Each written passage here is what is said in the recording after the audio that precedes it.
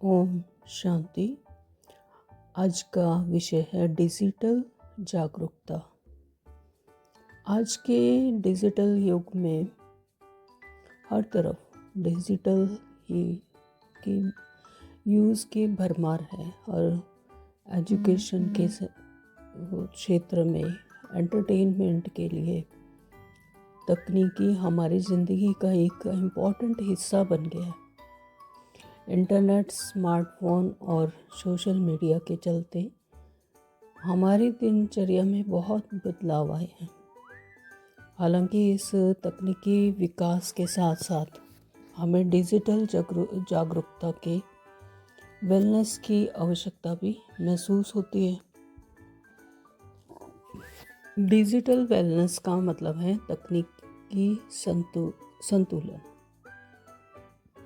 और उसको समझदारी से उपयोग करना, क्योंकि हर चीज़ का अगर बेनिफिट है तो फिर उसकी ड्रॉबैक भी है। अगर उसका महत्व है तो उसका कुछ ना कहीं उसका नुकसान भी है। लेकिन अगर उसे समझदारी से उपयोग करते हैं तो उसकी अच्छे से उसका उपयोग करके अपने जीवन में उसका मदद मिल सकती है, ताकि मानसिक, शारीरिक और भावनात्मक स्वास्थ्य को भी बनाया रखा जा सके। तो सबसे पहले है डिजिटल स्वच्छता, डिजिटल डिटॉक्स। तो हम सभी जैसे शारीरिक स्वच्छता के लिए खाने पीने और हाथ धुलाई, नहाने धोने और रोज़ाना सुबह स्नान करते हैं, फिर कपड़े साफ पहनते हैं। तो वैसे ही डिजिटल युग में अगर हमें शारीरिक और मानसिक रूप से स्वस्थ रहना है तो डिजिटल स्वच्छता अपनाने की ज़रूरत है। तो मोबाइल के उपयोग के बाद हमें उसमें कैद नहीं होना, बल्कि उससे बाहर निकलना है। हमें अभिमन्यु नहीं बनना चाहिए, जो चक्रव्यूह के अंदर तो घुस गया लेकिन निकलने का उसको रास्ता नहीं पता, तो निकल नहीं पाया। तो बल्कि हमें वो अर्जुन की तरह बनना है जो घुसकर निकलना भी जानता है। तो इसमें मोबाइल का उपयोग अच्छे से करना आना चाहिए कि जिस चीज़ की हमें ज़रूरत है और जितना टाइम के लिए हम करते हैं तो वो फिक्स हो। एक है मानसिक स्वास्थ्य। लगातार स्क्रीन पर समय बिताने से क्या होता है, तनाव, चिंता, है ना, और अवसाद का खतरा बढ़ जाता है। सोशल मीडिया पर तुलना करने, नकारात्मक समाचार यानी व्यर्थ चलता है, और अत्यधिक सूचना की भरमार इससे मानसिक स्वास्थ्य पर नेगेटिव प्रभाव पड़ता है। और डिजिटल वेलनेस को अपनाने से हमें मानसिक स्थिति को संभालने में मदद मिलती है कि कितना हमें उसको क्या चीज़ देखनी है, क्या यूज़ करनी है, क्या मेरे लिए ज़रूरी है। अगर नहीं ज़रूरी है तो उसे छोड़ सकते हैं। एक है शारीरिक स्वास्थ्य। लंबे समय तक बैठने और स्क्रीन के सामने रहने से शारीरिक स्वास्थ्य में भी, फिज़िकल हेल्थ भी गिरावट में आ सकती है। तो ये जैसे मोटापा आता है, ज़्यादातर बैठे ही रहेंगे, शरीर हिलेगा डुलेगा नहीं, और आँखों की समस्याएं होती हैं, एक ही तरफ देख रहे हैं स्क्रीन की तरफ, और उसके स्क्रीन की लाइट का भी आँखों पर बुरा प्रभाव पड़ रहा है। तो इस तरह से स्वास्थ्य की समस्याओं का भी यह कारण बन सकता है। फिर सामाजिक संबंध। तो डिजिटल युग में लोग एक दूसरे से बातचीत करने के लिए टेक्नोलॉजी का उपयोग करते हैं। तो जो पास हैं वो दूर हो गए और जो दूर हैं वो पास हो गए। लेकिन इसने वास्तविक जीवन में सामाजिक संबंध को भी प्रभावित किया है। अक्सर लोग वर्चुअल इंटरेक्शन को प्राथमिकता देते हैं कि आमने सामने बैठकर बात कर रहे हैं, तो जिससे वास्तविक मित्रता कमज़ोर होती जा रही है, क्योंकि आवाज़ से तो आप किसी को थॉरली जान नहीं सकते, है ना, जब तक कि सामने कोई ना आए। तो इसमें वास्तविकता की कमी महसूस होती है और संबंधों में दरार आ रही है। डिजिटल वेलनेस के लिए क्या वो किया जाए, क्या उपाय हैं उसके, उस पर थोड़ा ध्यान केंद्रित करेंगे। नंबर 1 कहा है कि एक्स्ट्रा ऐप्स हटाएं। जो ज़्यादा ऐप्स हैं जो ज़रूरत नहीं है जिनकी, तो उनको हटा दिया जाए। डाउनलोड किए हुए 70% ऐप हमारे उपयोग में नहीं आते, तो उनकी ऐप्स की संख्या जितनी अधिक होगी तो वो मोबाइल और दिमाग पर उतना ही प्रेशर डालेंगे, तो मोबाइल उतना ही अधिक अनमैनेज्ड हो जाएगा, तो जो ऐप हम ढूंढना चाहते हैं वह अधिक कठिन हो जाएगा। तो कम ऐप्स अधिक स्पष्टता और उच्च उत्पादकता, आउटपुट ज़्यादा देगा। तो कम ऐप्स होंगे तो उससे अच्छी तरह से बेटरमेंट के लिए कम ऐप्स रखें। दूसरा है कि ड्राइविंग के दौरान मोबाइल फ़ोन का इस्तेमाल बंद कर दें। तो अक्सर देखा जाता है कि ज़्यादातर टीनेजर्स में ऐसा देखते हैं कि जो ड्राइविंग के समय वो मोबाइल का फ़ोन करते ही हैं और मोबाइल पर एकदम से ध्यान जाता है और तो ध्यान भटका और एक्सीडेंट का कारण बन जाता है। तो ड्राइविंग के दौरान मोबाइल फ़ोन के कारण हम स्वयं को भी और दूसरों को भी चोट पहुंचाने का कारण बन रहे हैं। यदि हम बात करने में व्यस्त हैं तो हमारी आंखें देख रही हैं, लेकिन देखते देखते भी देख नहीं रही होती, क्योंकि बुद्धि में मस्तिष्क दृश्य को उतना ही सटीकता से ग्रहण नहीं कर पा रहा तो जितना उसे करना चाहिए। तो यही कारण है कि गाड़ी चलाते हुए संदेश भेजना, देखना या बात करना, या विशेषकर उनके लिए जो भावनात्मक रूप से आवेशित होकर वो मोबाइल फ़ोन पर बात करते हैं, तो उनके लिए ये खतरनाक है। तीसरा बताया कि बेड साइड घड़ी का प्रयोग करें। तो जो अपना बेड है, सोने का बिस्तर है, तो उसके सिर के पास ही मोबाइल रख लेते हैं। तो इससे क्या होता है, अलार्म के रूप में उपयोग करते हैं। तो यह आदत मोबाइल से निकलने वाले हानिकारक रेडिएशन के कारण हमारे ब्रेन पर इसका बुरा प्रभाव डालती है और हमारी नींद को भी प्रभावित करती है। तो जैसे कि पहले छोटे बचपन में अलार्म घड़ी के हम यूज़ करते थे, तो उसी तरह से हमें अलार्म घड़ी को यूज़ करना चाहिए। नंबर 4 पर है स्क्रीन फ्री नाश्ता। दोपहर और रात का भोजन करें। तो यहाँ यह बताना ज़रूरी है कि हमारा मन, मस्तिष्क और शरीर की एक दूसरे से बहुत ही गहराई से जुड़े हुए हैं। जब हम लगातार एक दूसरे से कोई बात कर रहे होते हैं, तो जब हम स्क्रीन पर ध्यान केंद्रित कर लेते हैं और खाने से बिल्कुल हमारा ध्यान हट जाता है, तो यानी ब्रेन को भी वहाँ पर ऑक्यूपाई कर लेते हैं। ब्रेन भी बातों में ज़्यादा बिजी हो जाता है और ध्यान खाने की तरफ से बिल्कुल ही हट जाता है। तो हमारे लिए हम अपने ब्रेन को बता रहे होते हैं कि हमारे लिए सूचनाएं ज़्यादा इम्पॉर्टेंट है, खाने से ज़्यादा इम्पॉर्टेंट है हमारी बातें, सूचनाएं। तो जब हम खाने से ध्यान केंद्रित करते हैं तो मस्तिष्क पहले पेट को संकेत भेजता है, फिर भोजन महत्वपूर्ण है, इसलिए भोजन को ठीक से पचाने और उसमें ऊर्जा बदलने के लिए आवश्यक रस उसमें उत्पन्न करें। तो ब्रेन का बहुत इम्पॉर्टेंट रोल होता है खाना खाने के लिए।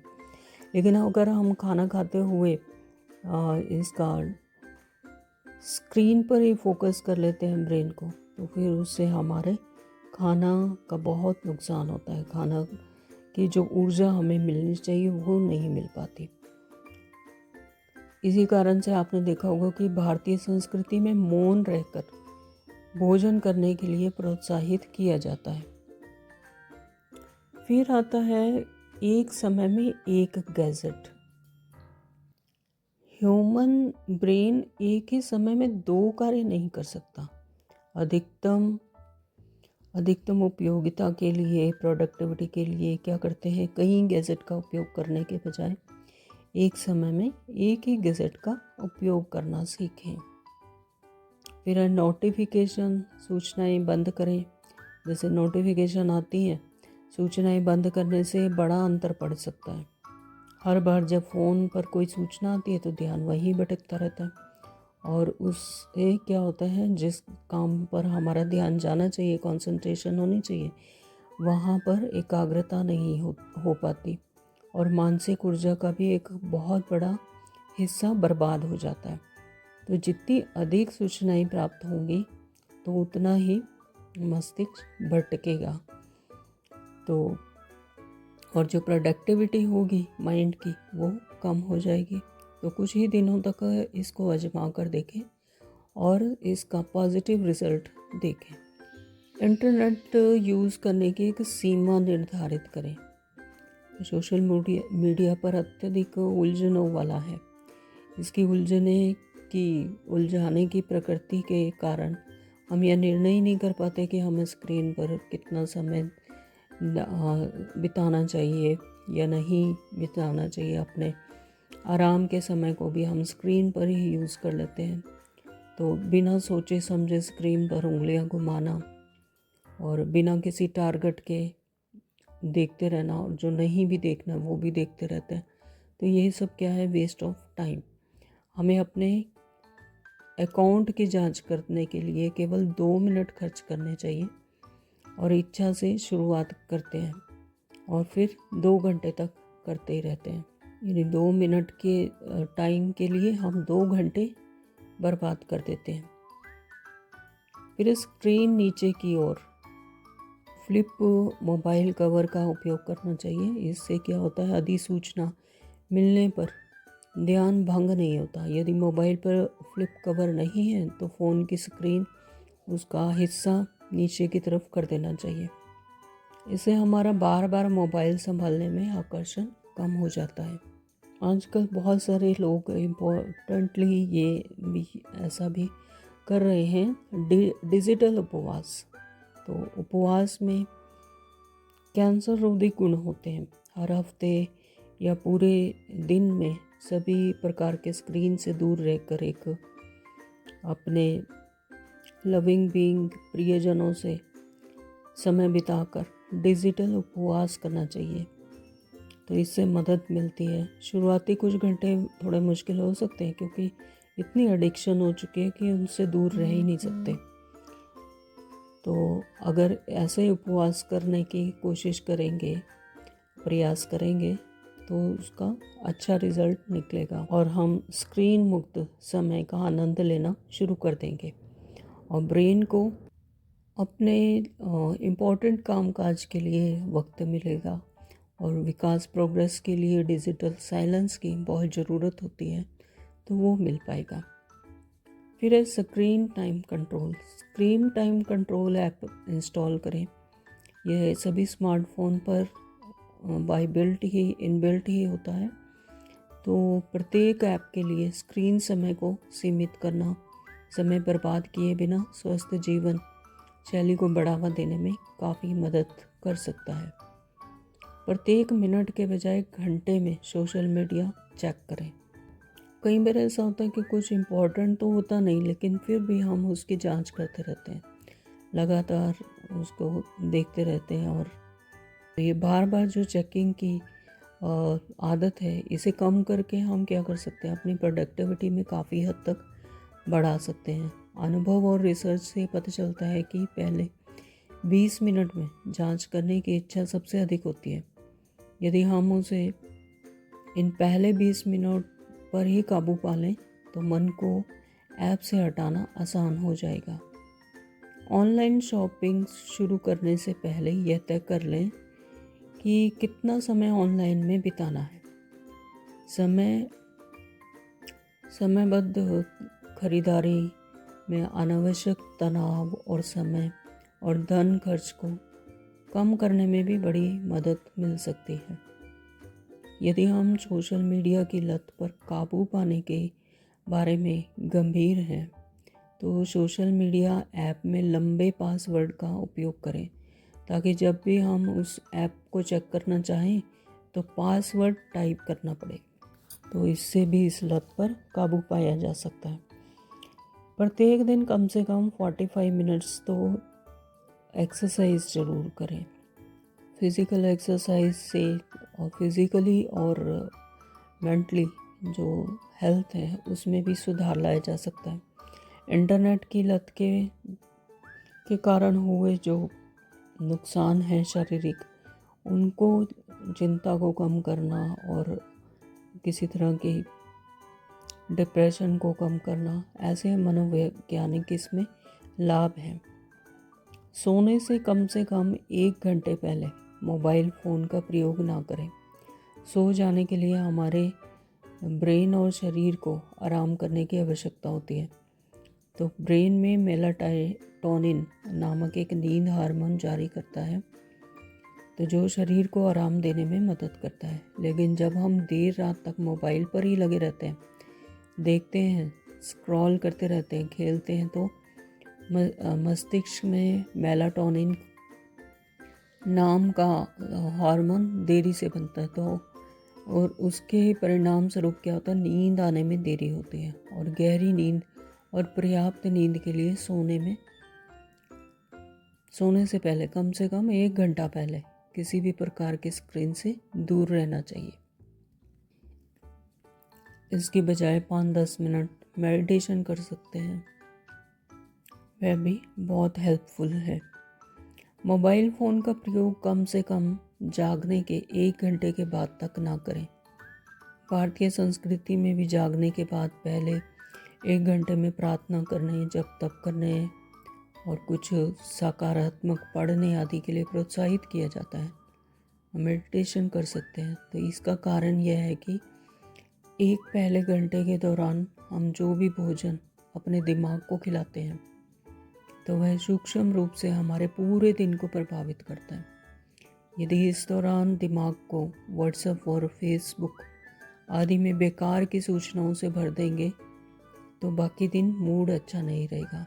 तो जैसे बच्चों को भी सिखाया जाता है कि हमारा दिमाग, हमारा ब्रेन कोई डस्टबिन नहीं है कि उसमें बेकार की चीज़ें डाले जाए, वो एक फूलदान है जिसमें सुंदर सुंदर विचार, सुविचार डाले जाएं। फिर है कि सोशल मीडिया का उपयोग करते समय इसकी प्रभावशीलता और नकारात्मकता की प्रति जागृत रहें। तो जो नेगेटिव सामग्री है उससे दूरी बनाकर रखें, और जो पॉजिटिविटी है उसको बढ़ावा देने के लिए संदेशों पर ध्यान केंद्रित करें। तो वह हमारे मनोवृत्ति को भी प्रभावित करता है।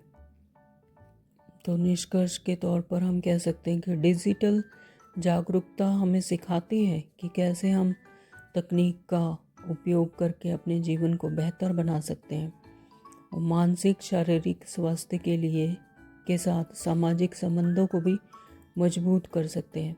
इसलिए यह अत्यंत आवश्यक है कि हम डिजिटल वेलनेस के महत्व को समझें और इसे जीवन का हिस्सा बनाएं। ओम शांति।